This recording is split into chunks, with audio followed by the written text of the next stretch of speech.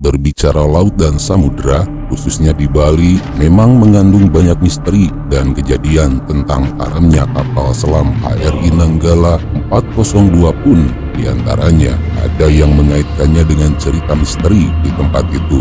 Namun, terlepas benar atau tidaknya dengan semua itu, kita tak seorang pun mengetahuinya dan semua ini hanya Tuhanlah yang Maha Kuasa yang mengetahui segalanya.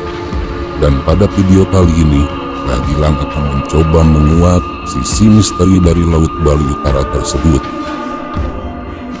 Namun sebelum berlanjut, jika video ini bermanfaat, maka ada baiknya untuk menekan tombol suka dan subscribe channel ini sebagai bukti support kalian pada Gilang Channel. Terima kasih.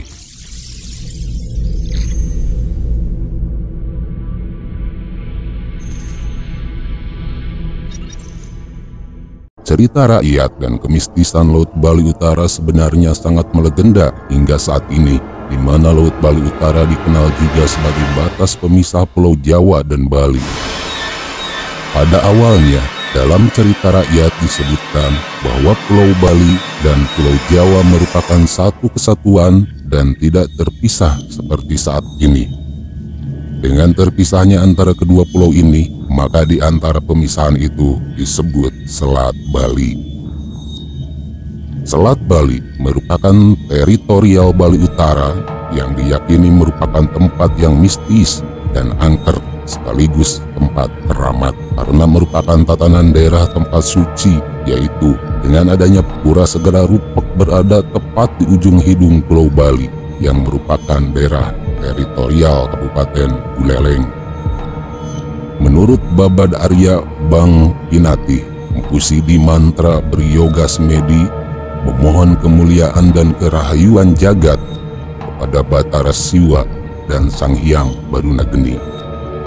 Empu Sidi Mantra dititahkan untuk menorehkan tongkat saktinya sebanyak 3 kali dan terjadilah keajaiban, yaitu air laut pasang yang mengakibatkan Pulau Jawa dan Pulau Bali menjadi terpisah seperti sekarang ini.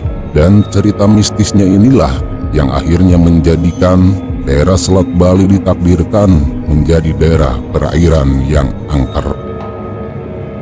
Secara spiritual, di daerah ini setiap tahun selalu diadakan upacara pakem yang disebut dengan Sarana Banten Dirgayusa Bumi dan Tawur Gentu pada hari suci Anggara atau hari Selasa.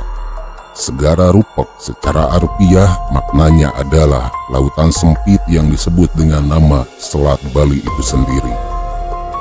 Hal ini tidak bisa dilepas dengan mitologi bahwa pada waktu dahulu kala ada seorang Brahmana yang sangat sakti mandraguna dan kaya raya dengan istri yang sangat cantik dari kerajaan Daha.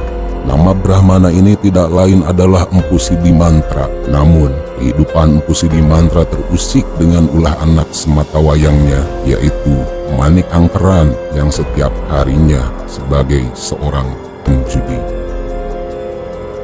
Dalam cerita itu, dikatakan bahwa Manik Angkeran kehidupan sehari-harinya diliputi dengan kegelapan karena suka berjudi, tidak tanggung-tanggung, bahkan hingga banyak hutangnya, yang akhirnya membuat kekayaan Empu Sidi Mantra nyaris habis. Tetapi Manik Angkeran tidak pernah mau tobat akan kelakuannya tersebut, bahkan sampai kekayaan Empu Sidi Mantra benar-benar habis. Dalam keadaan terjepit dan terpuruk, Empu Sidi Mantra lalu bertapa dan beryoga semedi, memuja Ida Sang Hyang Widiwasa untuk memohon pertolongannya agar bisa membayar hutang anaknya, yaitu Manik Angkeran. Pada waktu bertapanya itu, Empu Sidi Mantra mendapat pawisik atau wahyu agar dia datang ke kawah Gunung Agung, sebab di sana ada harta karun yang bisa membantu kesulitannya. Dengan kesaktiannya, Empu Sidi Mantra lalu berangkat ke Gunung Agung, dan dalam waktu yang singkat sampailah Empu Sidi Mantra di kawah Gunung Agung, dan Empu Sidi Mantra lalu duduk sambil merapalkan mantra-mantra dengan disertai incaran suara genta yang bertalu-talu. Tidak lama kemudian muncullah Sang Naga Basuki dari persembunyiannya dan menanyakan tentang keperluannya Empu Sidimantra datang ke tempatnya. Lalu berceritalah Empu Sidimantra dengan kesulitannya, dan singkatnya Empu Sidimantra diberikanlah anugerah emas dan intan oleh sang naga Basuki yang begitu melimpah serta cukup bahkan melebihi untuk membayar hutang anaknya. Tetapi dengan syarat agar Empu Sidimantra menasehati anaknya, yaitu Manik Angkeran, untuk mengubah perilakunya agar tidak lagi melakukan kegiatan yang menyimpang, yaitu berjudi. Singkat cerita, Empu Sidimantra kembali ke Daha dan langsung menyuruh Manik Angkeran untuk membayar hutang-hutangnya, dan Manik Angkeran pun menuruti perintah Empu Sidimantra tersebut. Setelah semua hutangnya dibayar, ternyata masih banyak sisa emas dan intan, dan disitulah Manik Angkeran tergoda kembali keimanannya untuk melakukan judi lagi. Akhirnya Manik Angkeran kembali berjudi dan mempunyai lagi banyak hutang. Pada saat ini Empu Sidimantra kehabisan akal, lalu Manik Angkeran pun tidak dihiraukannya lagi. Kemudian Manik Angkeran pun pergi dengan tanpa tujuan, hingga akhirnya Manik Angkeran ingat bahwa sang ayah memperoleh emas dan intan dari kawah Gunung Agung. Lalu Manik Angkeran pun pergi menuju ke Gunung Agung. Namun sebelum pergi, Manik Angkeran mencuri genta sang ayah dan dibawanya ke Gunung Agung tersebut. Sesampainya di Gunung Agung, Manik Angkeran mengumandangkan incaran bunyi genta tanpa disertai mantra. Walaupun begitu, sang naga Basuki akhirnya datang menemui sang Manik Angkeran. Pada saat sang naga berbalik untuk kembali pergi, terlihatlah oleh Manik Angkeran di ekornya banyak emas dan permata. Lalu Manik Angkeran pun mengambil keris dan memotong ekor sang naga. Dan sang naga Basuki pun kesakitan. Pada akhirnya sang naga pun murka, maka kemudian dibakarlah Manik Angkeran dengan kesaktiannya hingga akhirnya habis menjadi abu. Kepergian Manik Angkeran membuat Empu Sidimantra merasa sedih karena anaknya tidak pulang-pulang semenjak kepergiannya. Dengan kesaktiannya pun, maka Empu Sidimantra bisa memperkirakan anaknya datang ke kawah Gunung Agung, dan ternyata benar saja. Lalu Empu Sidimantra pun menanyakan pada naga Basuki tentang keberadaan anaknya, dan Empu Sidimantra pun diberitahu oleh sang naga bahwa Manik Angkeran telah dibakarnya dan sudah menjadi abu karena kelancangannya memotong ekornya.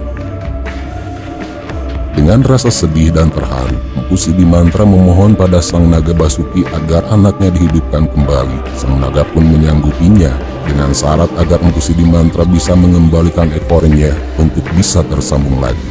Akhirnya dengan kesaktian Empu Sidimantra, ekor sang naga pun bisa tersambung lagi. Dan dengan kesaktian sang naga Basuki pula, Manik Angkeran akhirnya bisa hidup kembali. Seperti diceritakan sebelumnya, bahwa Empu Sidimantra beryoga semedi dan yang dipujanya adalah Batara Siwa dan Sang Hyang Barunageni. Lalu beliau mendapat anugerah dan disuruhlah Empu Sidimantra menorehkan tongkat saktinya sebanyak 3 kali hingga terbelahlah Pulau Jawa dan Pulau Bali dan terciptalah Selat Bali seperti saat ini. Tentang eksistensi Selat Bali yang juga dapat dikatakan penuh dengan hal-hal mistis dan keramat. Hal ini perlu diyakini karena tempat ini benar-benar angker, sehingga secara niskala perlu memohon izin jika ingin melewati atau melakukan suatu kegiatan pada areal itu atau wilayah Bali lainnya, dengan maksud agar tidak terjadi hal-hal yang tidak diinginkan. Mengapa Empu Sidimantra mendapatkan anugerah untuk menorehkan tongkat saktinya? Iya, karena hal itu bertujuan untuk menjaga tatanan teritorial Pulau Bali tetap asri dan lestari. Dan yang tidak kalah pentingnya, agar anak Empu Sidimantra, yaitu Manik Angkeran, tidak dapat bebas pulang pergi ke Jawa. Sebab Manik Angkeran sedang dididik dan digembleng untuk mengubah perilaku buruknya. Sehingga pada akhirnya Manik Angkeran pun didiksa menjadi Dang Hyang Manik Angkeran. Itulah kisah tentang kemistisan Laut Bali Utara. Semoga video ini bisa menambah wawasan bagi kita semua. Terlepas percaya atau tidaknya tentang semua ini, hanya kalianlah yang bisa menentukan, dan hanya Tuhan yang Maha Kuasa lah yang sesungguhnya mengetahui tentang semua ini. Terima kasih.